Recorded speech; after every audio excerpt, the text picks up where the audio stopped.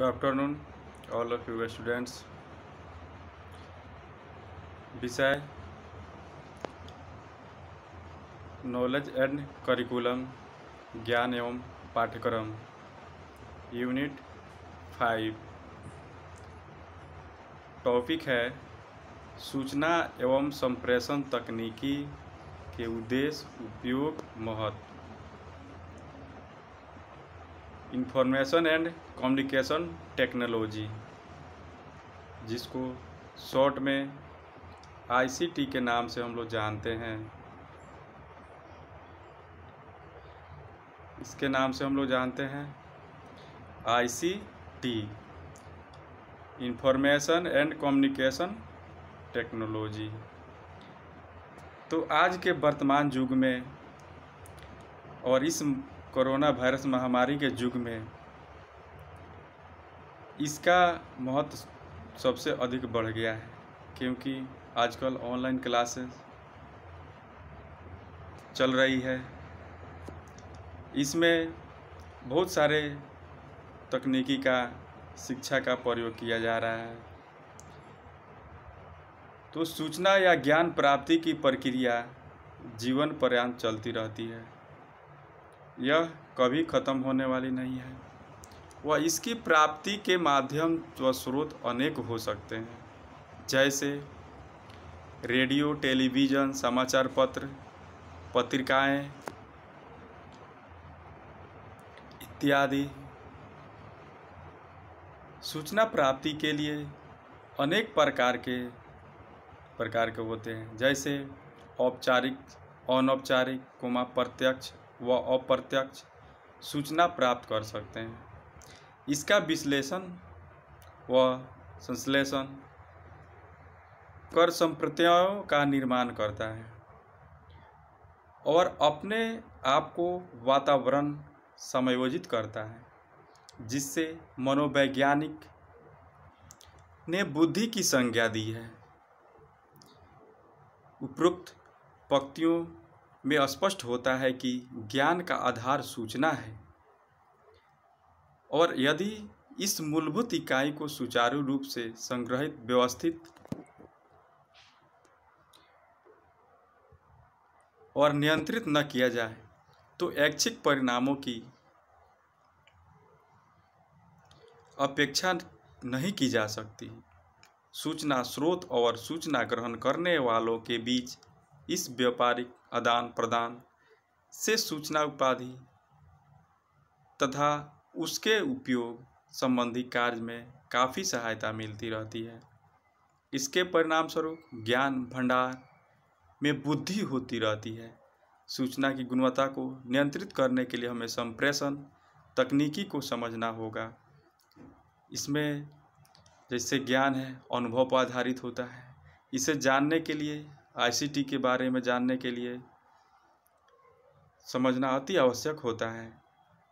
सूचना एवं संप्रेषण तकनीकी से अभिप्राय औजारों, उपकरणों तथा उपयोग आधार युक्त एक ऐसी तकनीकी है जो सूचना के संग्रह, भंडार, प्रस्तुतीकरण, उपयोग, हस्तांतरण, संश्लेषण एवं विश्लेषण, आत्मसातीकरण आदि के विश्वसनीय एवं यथार्थ संपादन में सहायक सिद्ध होते हुए उपयोगकर्ता को अपना ज्ञानवर्धन करने तथा उसका संप्रेषण और उसके द्वारा अपने निर्णय और समस्या समाधान योग्य बुद्धि करने में यथार्थ सहायक सिद्ध होते हैं, क्योंकि सूचना एवं संप्रेषण तकनीकी के माध्यम से ही आजकल बहुत सारे ज्ञान के बारे में हम लोग को जानकारी प्राप्त होती है। फिर उसे हम लोग क्या करते हैं, ज्ञान को, सूचना को इकट्ठा करते हैं, एकत्रित करते हैं, फिर उसका अर्थ निकालते हैं, फिर उसका विश्लेषण करते हैं। इस 3 बातों पर यह निर्भर होती है, जिससे सूचना एवं संप्रेषण तकनीकी आज के वर्तमान युग में काफ़ी इसका महत्व बढ़ चुका है और यह सबके लिए बहुत बड़ी उपयोगी सिद्ध हो रही है। अब हम लोग शिक्षा में सूचना संप्रेषण तकनीकी के उद्देश्य के बारे में जानेंगे। यानी सूचना एवं संप्रेषण तकनीकी के उद्देश्य क्या है, यानी ज्ञान एवं पाठ्यक्रम में इसका महत्वपूर्ण स्थान क्यों है, क्या इसको शिक्षा के रूप में कैसे जाना जा सकता है, इसके शिक्षा के लिए क्यों उपयोगी किया गया है, इसलिए इसका उद्देश्य के बारे में हम लोग जानेंगे। शिक्षा में तकनीकी के प्रयोग में समय समय पर परिवर्तन आते रहते हैं। शिक्षण सीखने की प्रक्रिया कार्यक्षमता को बढ़ाने के लिए सीखने की परिस्थितियों को वैज्ञानिक ढंग से सुनियोजित करना है। अधिगम का मतलब होता है लर्निंग, यानी सीखना, सीखना, इसको अधिगम भी कहते हैं। शैक्षिक तकनीकी कहलाए, और वर्तमान युग में सूचना और संप्रेषण को भी शिक्षा के साथ जोड़ दिया गया।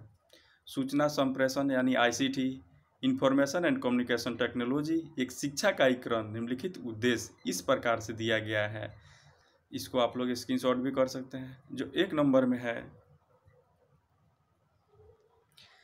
जो सूचना एवं संप्रेषण तकनीकी जीवन पर्यंत सीखने के सिद्ध एक क्रियान्वयन है, यानी सीखने की निरंतर चलने वाली एक प्रक्रिया है। दूसरे नंबर में है शिक्षण की गुणवत्ता के स्तर को बनाए रखना, यानी शिक्षा के क्षेत्र में ICT का बहुत बड़ी महत्वपूर्ण स्थान है। और यही एक है जो आज के इस महामारी के युग में ऑनलाइन क्लासेस जो चल रही है, जो इस बच्चों को गुणवत्ता को बनाए रखने में काफ़ी कामयाब हुई है। और यह classes Chanakya class school college में भी यह चल रही है, जो सभी बच्चों को इतने समस्याओं में भी यह क्लास उपलब्ध करा रही है।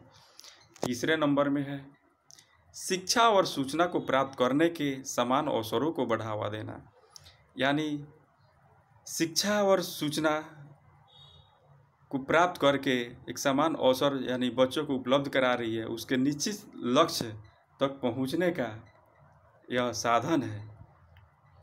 शिक्षा से संबंधित सूचना के संग्रह व वितरण तंत्र के सुदृढ़ करना इसका मुख्य उद्देश्य है।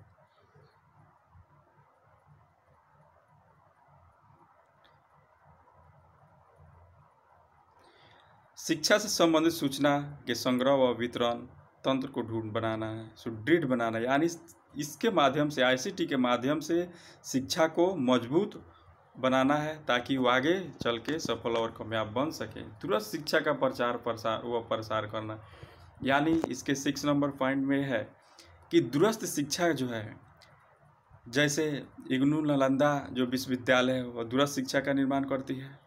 जो आज घर बैठे दूर दूर के विद्यार्थी इससे शिक्षा ग्रहण कर सकते हैं। ICT के माध्यम से दूर दूर के विद्यार्थी घर बैठे देश विदेश में भी इस दूरस्थ शिक्षा का प्रचलन हो चुका है।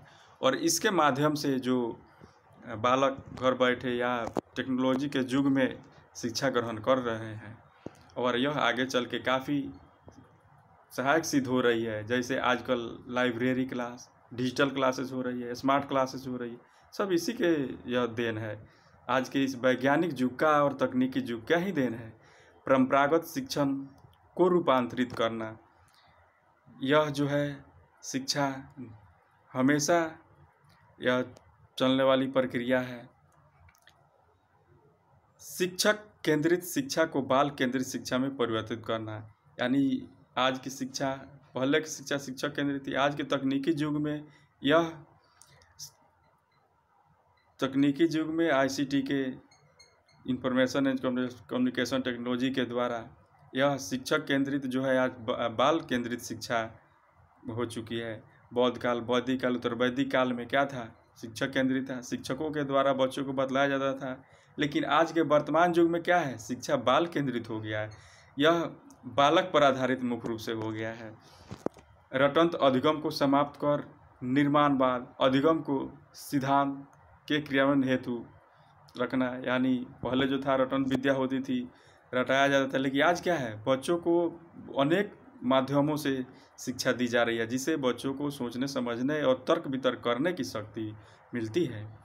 शैक्षिक सेवाओं और माध्यमों की किस्मों का विकास करने के लिए, यानी इसमें संसाधन सेवाओं भी उपलब्ध हो रही है, जिससे बालक को शिक्षण कार्य करने में बहुत से आसानी मिलती है। और उसके लिए काफ़ी आसान सिद्ध हुई है। अब है इंफॉर्मेशन एंड टेक्नोलॉजी का संसाधनों के अनुपयोग, यानी अन संसाधनों का उपयोग इसमें हम लोग किस प्रकार से कर सकते हैं, यानी संसाधन का उपयोग हम लोग किस तरह से कर रहे हैं। तो एक नंबर में है इंटरनेट। इस तकनीकी युग में, आज के इस साइंस के युग में बहुत क्रांति आ चुकी है और इसके क्षेत्र में आज वर्तमान में अभी क्रांति ला दिया है। जो इंटरनेट के माध्यम से ऑनलाइन कक्षाएं चल रही है, इंटरनेट ने मानव को नई ऊंचाइयों पर पहुंचाने में बहुत सहयोग सिद्ध है और देता रहेगा। यह एक आम मनुष्य के जीवन में एक नई क्रांति की भांति सामने आया है। यह बहुत ही महत्वपूर्ण एवं उपयोगी चीज़ एवं वस्तु साबित हुई है। इसकी मदद से मनुष्य के बीच में दूरियां कम हो गई है, यानी देश विदेश के दूरियां क्या है, कितना दूरी था, लेकिन इंटरनेट के माध्यम से क्या है, काफ़ी नज़दीक हो चुकी है। इसे वैश्वीकरण के नाम से भी जाना जाता है। यह शिक्षकों एवं छात्रों के भी लिए वरदान साबित हुआ है। छात्रों को पढ़ाई में इससे विशेष लाभ हुआ है। अब कोई भी जानकारी किसी भी बालक बालिका को मिलना कुछ मिनटों का खेल रह गया है। इंटरनेट की मदद से सब कुछ किया जा सकता है। यहाँ पर हर जरूरी जानकारी, हर जरूरी खबर घर बैठे आसानी से मिल रही है। छात्र इसका उपयोग कर रहे हैं और शिक्षकों को काफ़ी लाभ मिल रहा है। अब है दूसरे नंबर पॉइंट में ई बुक्स। यह इंटरनेट की उपयोगी चीज़ों में एक है। इसकी मदद से कोई भी छात्र कोई भी किताब पढ़कर उसका ज्ञान प्राप्त कर सकता है। उसे हर किताब खरीदने की ज़रूरत नहीं, वह कहीं भी बैठकर बस ई बुक के जरिए वह किताब पढ़ सकता है। इसके लिए इसे बस वह किताब इंटरनेट के डाउनलोड करनी पड़ेगी और फिर वह उसे बिना खरीदे या ज़्यादा परिश्रम किए पढ़ सकता है और पुस्तक के ज्ञान को अपने ज्ञान भंडार में उतार सकता है। अब है बॉल गैस। तो यह तीसरे नंबर पॉइंट में कह रहा है बॉल गैस या इंटरनेट के अनेक फायदों से एक है। यह एक ऐसी जगह है जहां अलग अलग तरह से लोग आकर अपनी कुछ बात करते हैं व कुछ बात लिखते हैं। यह ऐसी जगह है जहां हर एक व्यक्ति किसी एक चीज़ पर कुछ लिखता है या ज्ञान देता है। हर मनुष्य जो किसी ब्लॉग्स पर लिखता है, उसका अपना एक ब्लॉग होता है जिस पर वह विभिन्न प्रकार के विषयों के बारे में वह लिख सकता है, जानकारी कर सकता है और उसके बारे में लिखता है और दूसरे लोग उसे पढ़ते हैं।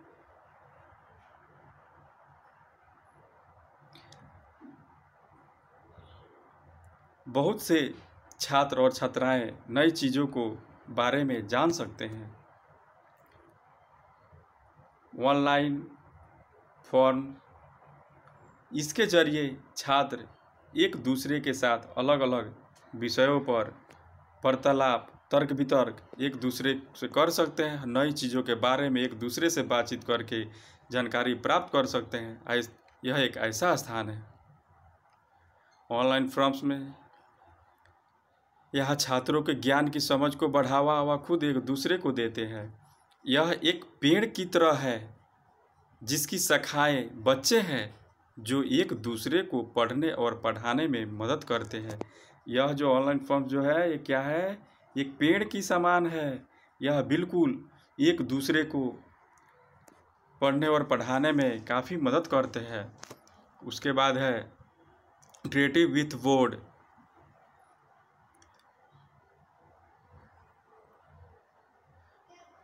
अंतःक्रिया श्वेत बोर्ड को हम एक बड़ी स्क्रीन रूप में जान सकते हैं एवं शिक्षक के माध्यम अंतःक्रिया के लिए सहयोग प्रदान करता है। छात्र प्रतिक्रिया को स्पर्श के साथ सहायता से अभिव्यक्त कर सकते हैं। OHP, अब OHP क्या होता है इसके बारे में भी जानना चाहिए। यानी ये भी क्या है, इंटरनेट का एक उपयोग है। इसलिए OHP का भी शिक्षा के क्षेत्र में एक उत्तम संप्रेषण की विधि है। इसके उपयोग करने में चौक श्यामपट्ट की आवश्यकता नहीं पड़ती है। इसमें विषय संबंधित विषय वस्तु को विभिन्न ट्रांसपरेंसी तैयार की जाती है। इससे जो बच्चों को कोई चौक डस्टर की आवश्यकता इसमें नहीं पड़ती है और इसके द्वारा बच्चों के लिए एक ट्रांसपेरेंसी तैयार की जाती है और इन्हें पर्दे पर या दीवार पर प्रक्षेपित किया जाता है, जिसे प्रोजेक्टर के नाम भी आप लोग सुना होगा। बस प्रोजेक्टर की तरह बिल्कुल ये है। प्रोजेक्टर के कक्षा में प्रदर्शन मेज पर रखा जाता है। शिक्षक छात्रों की ओर मुख होकर के प्रोजेक्टर के तैयार ट्रांसपेरेंसी रखता है और प्रोजेक्टर का संचालन करता है। प्रक्षेपित सामग्री छात्रों को सामने आती है और शिक्षक आवश्यकता अनुसार उसकी व्याख्या करता है। ओवरहेड प्रोजेक्ट समस्त प्रक्षेपित होने वाले प्रोजेक्टर्स में सबसे सरल प्रक्षेपित होने वाला प्रोजेक्टर है।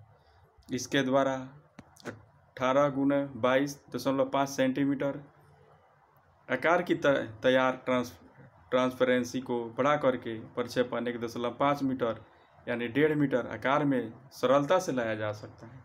इसमें शिक्षक छात्रों के सामने रहता है तथा E-to-E कॉन्टैक्ट यानी आँख के आँख सामने मिला करके ट्रांसपेरेंसी हाथ से भी बनाई जा सकती है। उन पर संदेह, डायग्राम, स्केच आदि वितरण अंकित किया जाता है। इसकी आवश्यकता पड़ने पर इंटरनेट टाइप कराकर फोटो कॉपियर जीरोक्स मशीन द्वारा तैयार किया जाता है। उसके बाद आता है